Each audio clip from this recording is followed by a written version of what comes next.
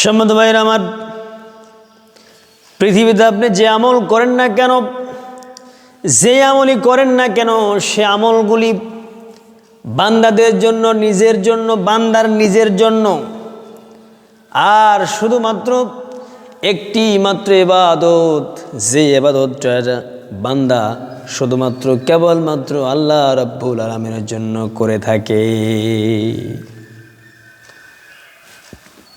আল্লাহ রাব্বুল আলামিন বলেন, হে বান্দা, নামাজ পড়বা তোমার জন্য, হজ করবা তোমার জন্য, যাকাত দিবা তোমার জন্য, কালেমা পড়বা তোমার জন্য, নিজে বাঁচার জন্য, নিজে ভালো থাকার জন্য, জাহান্নাম থেকে মুক্তি পাওয়ার জন্য।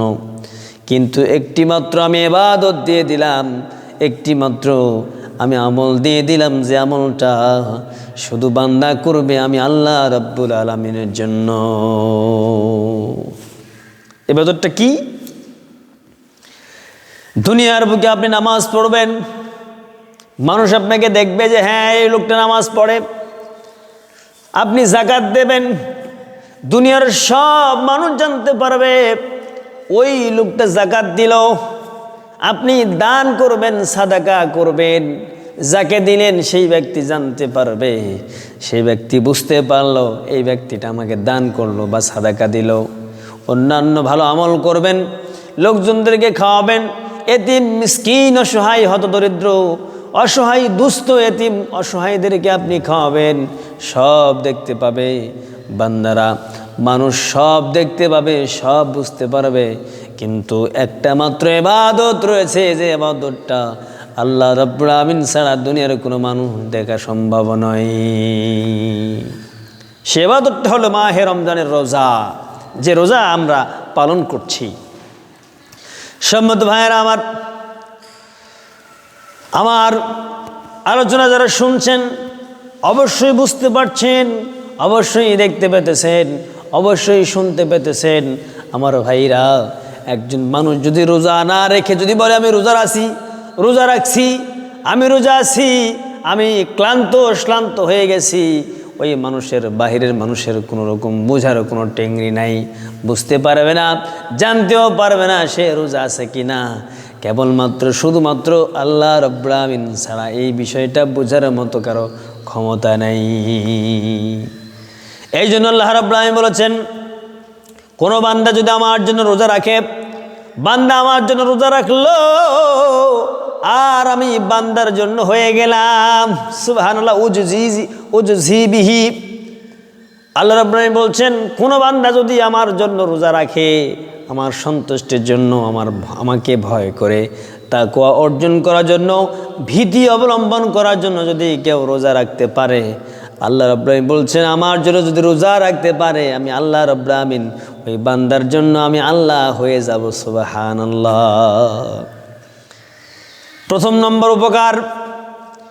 2 নম্বর উপকার হলো, জিহাদের ময়দানে বিশ্বনবী জনাবে মুহাম্মদ রাসূলুল্লাহ সাল্লাল্লাহু আলাইহি সাল্লাম বলেছেন, সাহাবীরা যখন, কোনো মানুষ যখন জিহাদের ময়দানে জিহাদ করতে যায়, ডান হাতে তরবারি, বাম হাতে ঢাল নিয়ে তারা যুদ্ধ করে। এমন তো সময়, এমন তো অবস্থায় কাফের বেঈমানরা যখন আঘাত আনতে চায়, তরবারির আগে কিন্তু ঢাল দিয়ে প্রতিরোধ করা যায়, আটকানো যায়, বাধাগ্রস্ত করা যায়।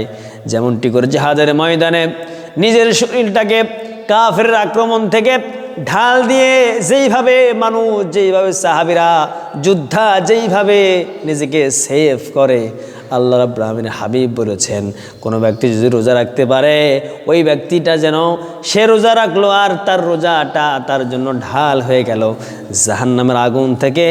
এই ঢালই বা এই রোজা ওই বান্দাকে, আল্লাহ রাব্বুল আমিনের হাবিব বলেছেন, ওই বান্দাকে বাঁচায়া দেবে। রোজা রাখলে অনেক উপকার রয়েছে। সম্মানিত হাজিরিন, সম্মানিত ভাইরা আমার, একজন মানুষ চাইলেই কিন্তু যা কিছু আমল করবে সব মানুষ দেখতে পাবে, সব মানুষ দেখতে পাবে, বুঝতে পারবে। কিন্তু একটা মাত্র ইবাদত কাউকে দেখাও করা যায় না, বোঝানো করা যায় না, না দেখে সেই ব্যক্তিটা ইবাদত করতে হয়, সেটা হলো একমাত্র রমজানের রোজা। আসুন আমরা পৃথিবীর কাউকে রাজি খুশি করার জন্য নয়, স্বয়ং আল্লাহ সুবহানাহু ওয়া তাআলাকে রাজি এবং খুশি করার জন্য আমরা মাহে রমজানের রোজাগুলি পালন করবি। আল্লাহ রাব্বুল আমিন আমাদের সকলকে যেন তৌফিক দান করেন। আসসালামু আলাইকুম ওয়া রাহমাতুল্লাহি ওয়া বারাকাতুহু।